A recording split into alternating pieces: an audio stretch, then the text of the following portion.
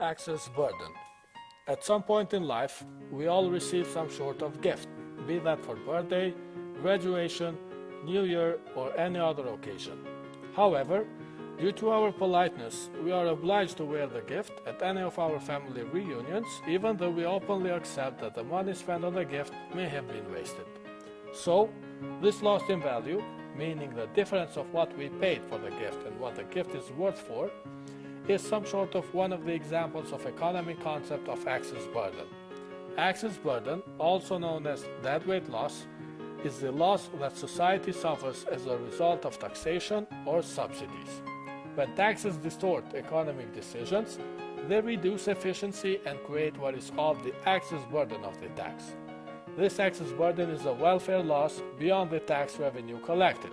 For example, if people stop buying burek because of a tax on burek, no taxes would be collected, but there would still be a welfare loss. Thus, the most efficient tax system is the one with the lowest deadweight loss. Another example. Suppose a person on welfare is offered a job that pays more than he receives in welfare benefits. If taxes are too high, the person may find that his after-tax income is in fact lower than what he was receiving on welfare. The person might then rationally decide to stay on welfare. The access burden is both the cost of keeping that person on welfare and the loss incurred from the economy at large from losing that person's production.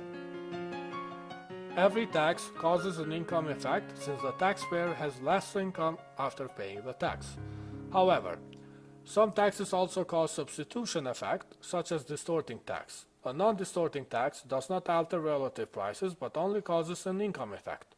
Let's go back to the example with burek. Take the market for burek and other goods. If budget line is represented by point A and B, this means that we consume 5 bureks and 7 other goods. But if a tax on burek is imposed, then we will see that the demand for burek will decrease. Hence, the budget line will rotate to point B prime. This means that people will consume less burek and more on other goods. This is the effect of a distorting tax. However, a non-distorting tax would only cause the budget line to shift back in a parallel way, such as from AB to CD. By this, again, people will consume less, but utility would be higher than imposing a distorting tax. The difference in utility between U2 and U3 is the loss in welfare due to the distortion caused by the tax on burek. Subsidies also cause the access burden effect. Suppose the equilibrium rent for apartments in Pristina would be 500 euros per month and the number of apartments rented would be Q1. This would be efficient because at point E, the marginal benefit of the apartments equals their marginal social cost to low-income citizens. However, if the government decides to offer a 250 euro subsidy regarding the apartments for low-income families, this would increase the demand for apartments since the low-income families would pay only 250 euros, whereas the property owners would get the full amount paid by the government.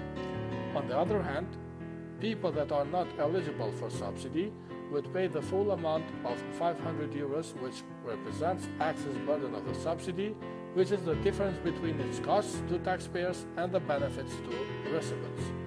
The area BE, E prime FC is less than BAEC, representing taxes paid to finance the subsidy to low-income families. The subsidy costs more to taxpayers than it is worth to those who receive it. The difference between the costs to taxpayers and benefits to low-income families is the access burden represented by EAE prime.